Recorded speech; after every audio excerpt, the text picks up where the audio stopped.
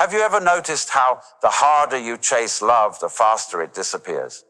Stay with this. It won't just explain what's happening to you. It may change how you see love forever. Because this isn't just about her leaving. It's about why something inside you broke the moment she did, and why it was already breaking long before. There is a strange silence that follows loss. Not the absence of noise, but the kind that hums beneath your ribs. A hollow echo where presence used to be.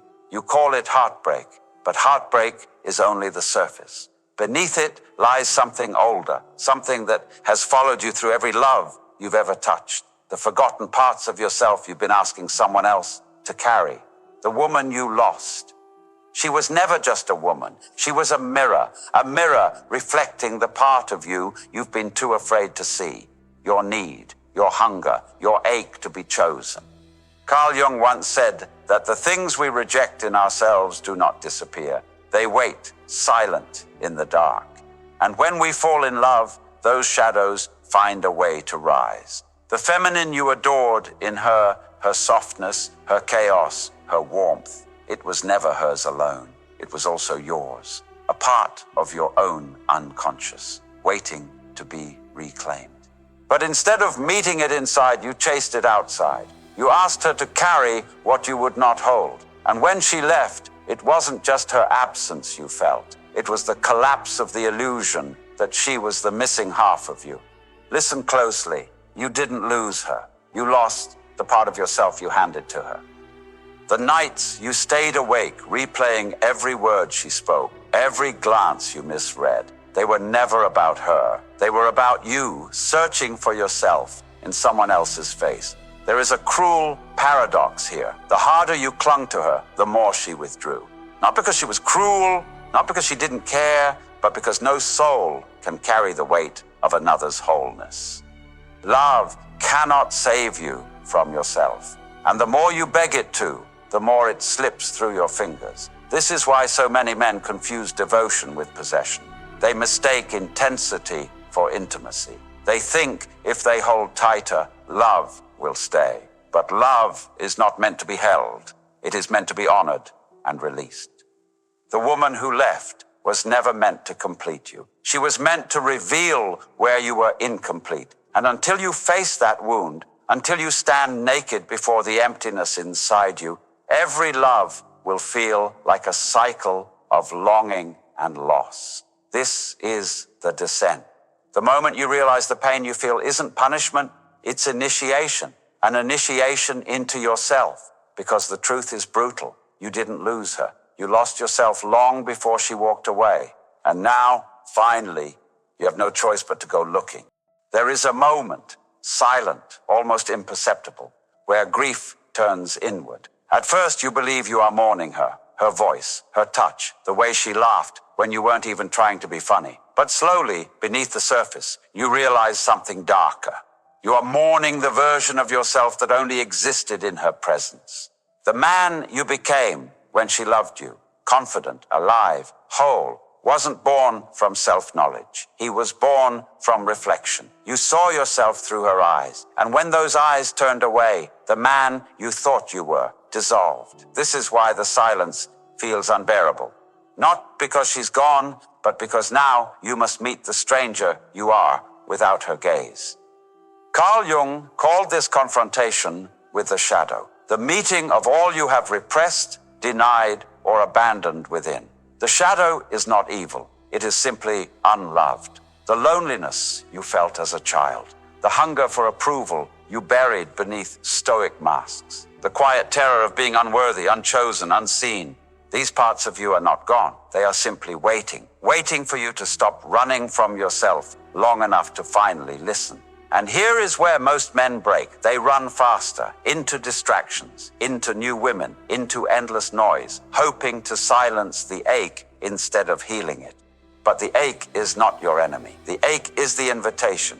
Alan Watts spoke of this paradox often, that freedom is found not in escaping pain, but in leaning so deeply into it that resistance dissolves. What you fear facing is the doorway to your awakening. Yet the ego fights it. The ego screams, "She did this to me." The ego demands, make her come back. The ego clings to blame because blame is easier than facing the terrifying question, who am I when I am no longer love? This question is where the descent deepens. Because every man carries an image of love, a myth learned in childhood. Somewhere you were taught that love was conditional, that worth must be earned, that silence meant rejection, that withdrawal meant you had failed, and so you learned to perform, to chase, to prove. But performance is not love. It is survival, and survival is not intimacy. When she left, she didn't just leave you. She left the performance you were trapped in. She left the part of you that begged for validation instead of presence. And now, stripped of roles, stripped of illusions, you stand at the edge of the only work that matters. The work of coming home to yourself. This work is not about forgetting her. It's about remembering you. It is about standing in the ruins of what you thought love was and daring to see what love could be once you are no longer seeking it to fill the hollow inside. Because love, when it is real, is not the frantic reaching of two incomplete people. It is the still meeting of two souls already whole. But before you can meet her or anyone like that, you must meet yourself there first. And that meeting will break you. It will strip every illusion you've clung to. It will show you how much of your longing was projection and how much of your grief is the refusal to see yourself clearly. This is the moment of descent, the soul's underworld, where the man is undone so the self can be revealed.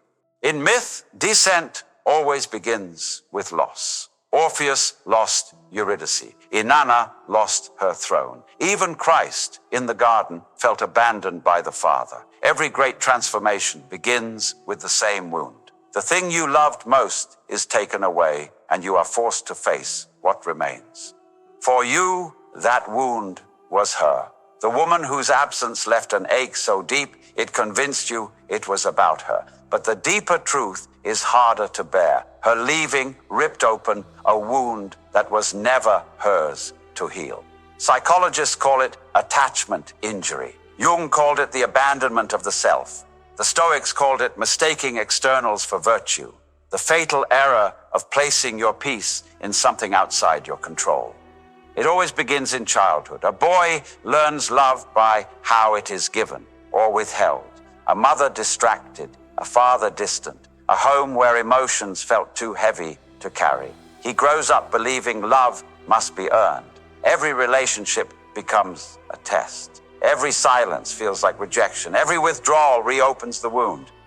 So when she left, the boy inside you woke up, screaming, frantic, desperate to fix what was never yours to fix. This is why heartbreak feels so consuming. It isn't just grief for her. It's grief for every version of you that was never loved the way you needed. Every unanswered cry, every forgotten need, every time you learned that love was fragile, fleeting, conditional. And so without realizing, you began to worship her, not as a woman, but as salvation, as the one who could finally quiet the ache inside you. You didn't fall in love, you fell into longing. But longing is not love. Longing is hunger disguised as devotion.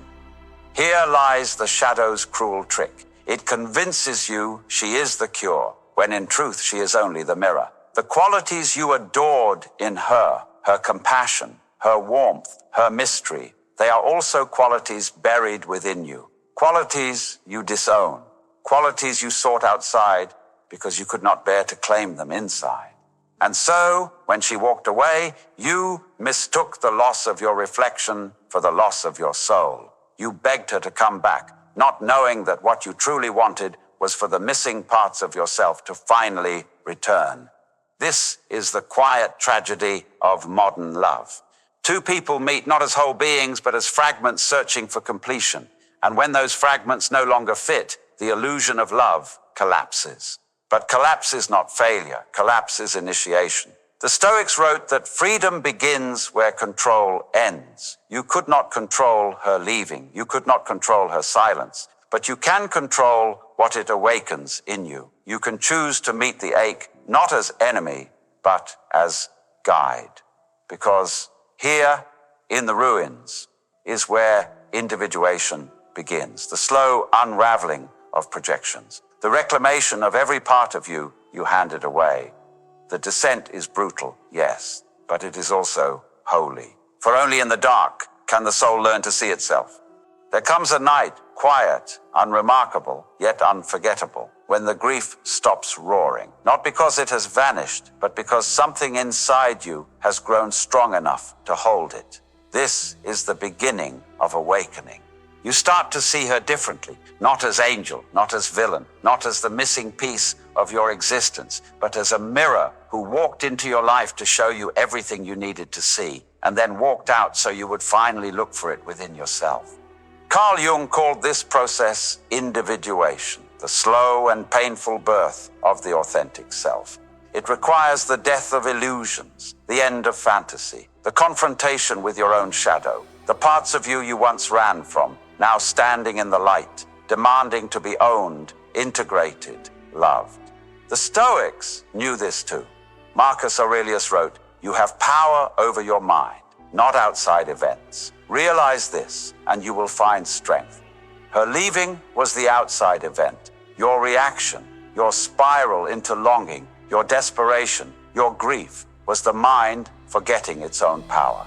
And now, standing at the edge of yourself, you begin to remember. Peace was never hers to give. It was always yours to claim.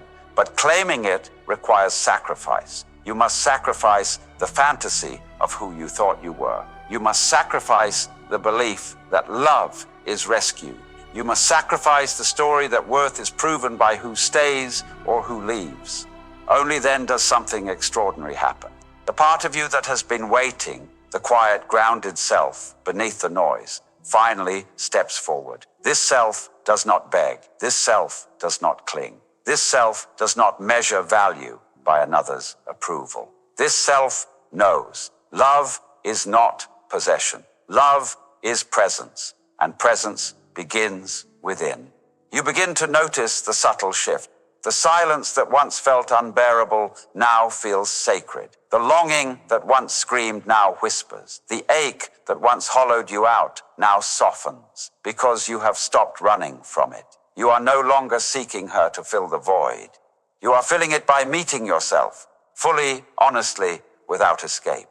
This is where the descent turns toward ascent. Not because the pain is gone, but because you have finally learned to hold it without breaking. You realize something radical. You didn't lose her. You lost the illusion that love would save you. And in losing it, you found something far greater, the chance to save yourself.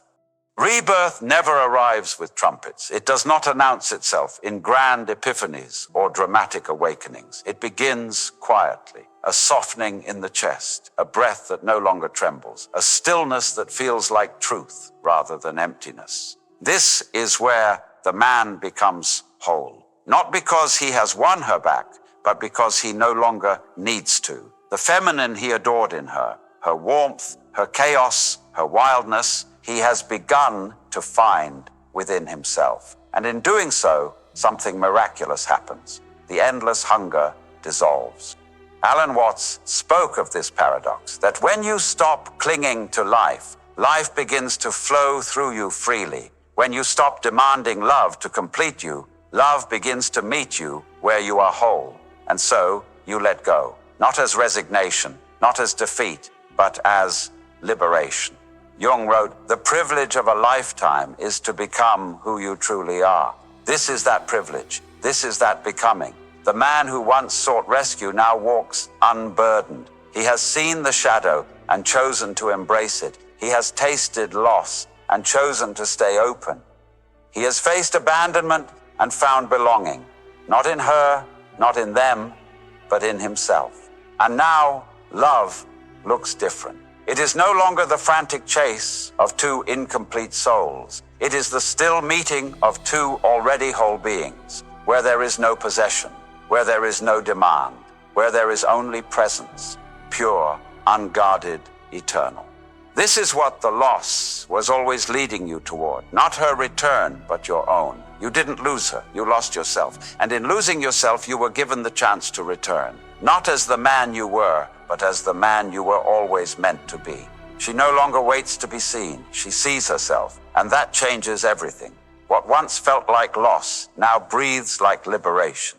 And in that silence, she finally hears it, the sound of her own soul returning home.